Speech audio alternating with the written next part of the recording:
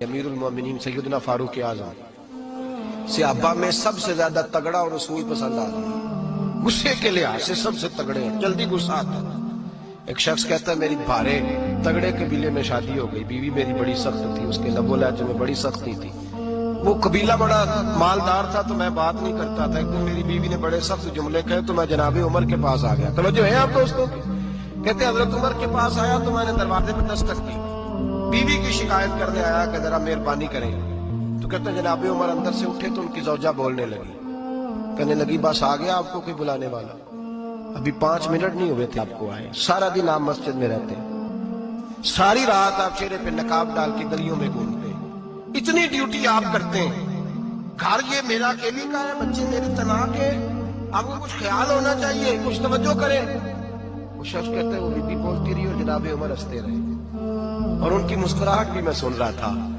जब आप बहुत ज्यादा मुस्कुराए ना तो वो भी मुस्कुराने लगे, सौजा भी मुस्कुराने लगी और कहने लगी अब क्या कहते हो? तो जनाब उमर कहने लगे क्या ये रहा हूं कि अगर तेरी बात खत्म हो गई है तो मैं जाऊं, और अगर है तो मैं खड़ा होता हूं, सुना ले कोई और भी है तो।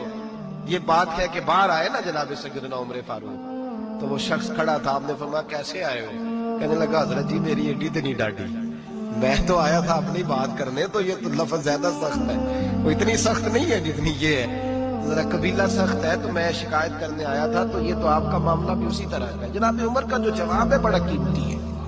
आपने फरमाया मेरी बीवी मेरी हर तरह की खिदमत करती है, लफ्जों का हुस्न देखिए, ऐसे नहीं कि बीवी कोई काम भी न करे और मुफ्त की चढ़ाई करे, वो भी दुरुस्त नहीं है। फरमाया मेरी बीवी मेरी हर तरह की खिदमत करती है, मैं घर नहीं होता तो मेरे बिस्तर को पाक रखती है, किसी की जरूरत नहीं मेरे बिस्तर को देख भी जाए, मेरे बच्चों को जब मैं बिस्तर पे बुलाता हूँ आती है, मेरे बच्चों का ख्याल रखती है, मैं बाहर ही रहता हूँ घर के, लेकिन घर की जिम्मेदारियां सारी उसने अपने कंधों पे ले ली है। फरमाया मेरे मिजाज में जलाल है, मैं रोज ऊंचा बोलता हूँ तो सुनती है, मेरी बीवी है, मैं उसका लिबास वो मेरा लिबास है, कभी कभी वो ऊंचा बोलती है तो मैं भी सुन लेता हूँ, बीवी जो मेरी है। हज़रत अबुल हसन की बात मैं अक्सर सुनाया करता हूँ, बड़ी दूर से मुरीद मिलने आया था, बड़ी दूर से, दरवाजे पर दस्तक दी, वो कहता मैं सैकड़ों मील का सफर तय करके आया दरवाजा। और ये बात इतनी खूबसूरत है, मुझे इस वाक़े से इतनी दिलचस्पी है कि 2 साल पहले एक रमजान का एक दर्स था, तो एक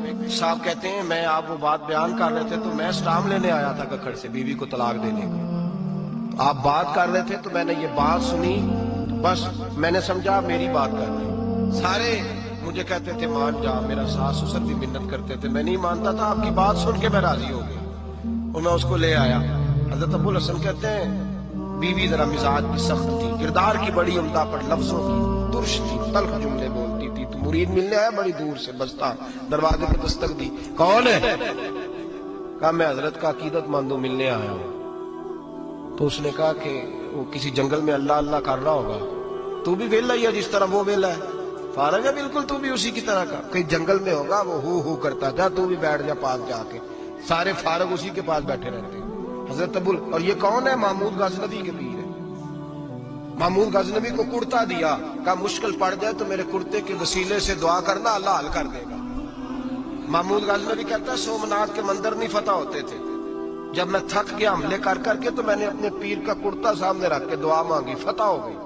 रात को हजरत अबुल हसन ख्वाब में मिले, फरमाया तूने कीमत नहीं डाली मेरे कुर्ते की, बस फतह मांगी। कहा हुजूर फिर? फरमाया मेरा कुर्ता रख के कहना था या अल्लाह सारे हिंदुओं को मुसलमान कर दे, अल्लाह ने मुसलमान कर देना।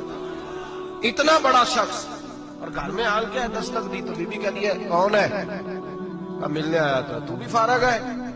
उसने कहा जी मैं तो बड़ी दूर से आया हूँ। देखा वो जंगल में होगा, कहा हु कर रहा होगा, तू भी जा उसके पास, करो जो दिल में आता है।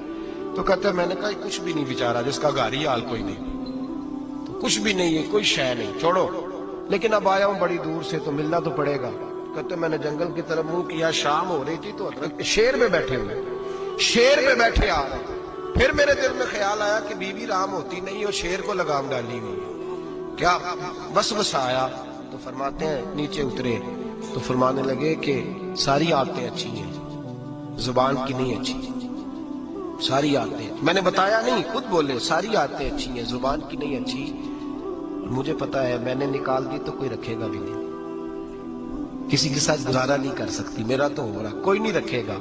فرمانے لگے میں اس بد زبان سے حسن سلوک کرتا ہوں، اللہ نے بے زبان مخلوق میری فرما بردار کر دی۔ یہ جو میں بیٹھا ہوں یہ میری ریاضت کی وجہ سے نہیں، اس بد زبان سے حسن سلوک کرتا ہوں تو یہ بے زبان میری تابعدار ہے، میں نے نکال دی تو گزارا۔ حوصلہ کریں، دلیری پیدا کریں، اپنے مزاج کے اندر قوت پیدا کریں، جو بات پہ پھٹ پڑے اس کا ضرب کمزور ہوتا ہے۔ بہرحال آپ نمبر آخری بات سنیں، وہ یہ ہے کہ جو خارجی لوگ ہوتے ہیں وہ بڑا مسئلہ پیدا کرتے ہیں، لڑکی کے ماں باپ اور لڑکے کے ماں باپ۔ میں تو منت کرتا ہوں ماں باپ کی، منت کرتا ہوں خدا را ان کو بسنے دے، مہربانی کریں، ان کو بسنے دے، ان کو وقت گزارنے دے۔ وہ ناراض ہو گئے، میاں صاحب نے کو برا بھلا کہا، تو اب انسان کا مزاج ہے، وہ جب دکھی ہوتا ہے تو کسی کو دکھ سناتا ہے۔ تو اس نے بیوی نے فون کر دیا اپنی بہن لاہور والی کو کہ میرا میاں ہے، تو اس نے کہا میں تو پہلے ہی ابا جی کو کیا یہ بندے نہیں چنگے، میرا تو میں جیسے کہتی ہوں ویسے ہی کرتا ہے، میری بہن حوصلہ کار، میں تو اس دن بھی آئی تھی تو فلانی عادت مجھے بڑی بری لگی تھی، تو میں تو تیرا گھر ہے۔ تو اس نے اور بارود بھر دیا، لاہور بیٹھ کے ایسی تیلی پھینکی ہے کہ ساری رات گھر جلتا رہے گا۔ او خدا را معافی دے دو ان کو معافی دو، تم نے تو دور رہ کے ان کو غلط گائیڈ کرنا ہے تو انہوں نے کٹھے رہنا ہے۔ یہی حال لڑکے کے دوست نے اپنے دوست سے کہا یار بھابی تمہاری بات نہیں سنتی، تو اس نے کہا یار چھوڑ، تو نے کہا شادی کر لی ہے میرے والی، میں گھر جاؤں تو سانس بند ہو جاتی ہے، چاہے پوچھتی بھی نہ ہو سیدھے منہ سے، جھوٹ بولے گا، اس کا گھر تباہ کرے گا، حالات خراب کرے گا، چاہے روز اس کا حال اپنا برا ہوتا ہو۔ چاہیے کیا؟ میرے نبی کریم علیہ السلام نے فرمایا دو لوگوں کی صلح کرانے کے لیے تجھے غلط بات کہنی پڑتی ہے تو کہہ دے، اللہ تجھے اس پہ بھی اجر عطا فرمائے گا۔ ان کو کہے کہ یار کوئی بات نہیں، انسان کے کبھی رویے کچھ ہوتے ہیں، کبھی کچھ ہوتے ہیں، کبھی اندر کوئی ٹینشن ہوگی تیرے ساتھ، ان کو اچھا گائیڈ کریں، اس لیے کہ ان دونوں نے اکٹھے رہنا ہے، تم نے تو فطور ڈال کے نکل جانا ہے۔ میرے نبی پاک علیہ السلام کی حدیث سنیں، حضور نے فرمایا لعنتی ہے وہ شخص جو مرد کو عورت کے خلاف اکساتا ہے اور عورت کو مرد کے خلاف اکساتا ہے، وہ لعنتی ہے، وہ کوئی بھی ہو، مائیں بھی اور باپ بھی اور بہنیں بھی، سارے اس بات کا خیال کریں، غلط فکریں دماغوں میں نہ چھوڑیں۔ آپ اپنا گھر بسائیں گے، سائڈ پہ ہو جائیں گے، یہاں تباہی اتر جائے گی۔ مہربانی کریں، گھر ٹوٹتا تب ہے جب باہر والے فساد برپا کرتے ہیں۔ میں ایک جملہ اکثر کہا کرتا ہوں، میاں بیوی کا اپنا جھگڑا نہیں ہوتا، جب بھی ہوتا ہے کسی تیسرے کی وجہ سے ہوتا ہے، اور جب گھر ٹوٹ جاتا ہے تو مصیبت اس کے لیے ہوتی ہے، خامند کے لیے یا بیوی کے لیے۔ اور یہ جو گھر ٹوٹتے ہیں تو سب سے زیادہ شکار وہ نونہال ہوتے ہیں جن کو باپ کی بھی ضرورت ہوتی ہے، ماں کی بھی ضرورت ہوتی ہے۔ وہ خامند بھی نئی بیوی لے آیا، ماں نے بھی نیا بیاہ رچا لیا، لیکن بچے ترستے ہیں، روتے ہیں کہ خدایا یہ کبھی کٹھے ہوتے، گھر ٹوٹ گیا، خاندان بکھر گئے، رشتے برباد ہو گئے، اور پھر اس کا نقصان کل کو اس بچی کی جب شادی ہوتی ہے تو اس کے بھی گھر والے پوچھتے ہیں ان کی طلاق کیوں ہوئی، کیوں ان کے ماں باپ آپس میں علیحدہ ہوئے، کہاں تک اس گھر کے ٹوٹنے کا اثر جاتا ہے، کہاں تک یہ تباہی اترتی ہے۔ میرے نبی کریم علیہ السلام نے گھر جوڑنے کا حکم دیا، اور میں طلاق دینا جائز ہے پر اللہ کو پسند نہیں۔ خدا را اپنے تصورات کے اندر روشنی صحیح پیدا کریں، سوچوں کو درست کریں، حوصلوں کو بڑا کریں، شریعت کے بتائے ہوئے قاعدے اور ضابطے کے مطابق چلیں، اپنی زندگی اعلیٰ ذوق کے ساتھ گزاریں گے تو آپ جڑیں گے اور جوڑنے والے بنیں گے۔ اور اگر آپ کے اندر حوصلہ نہیں ہوگا تو روز بکھرے گا کام، روز ٹوٹے گا۔ ہمیشہ مدحت خیر الانام میں گزرے، دعا ہے یہ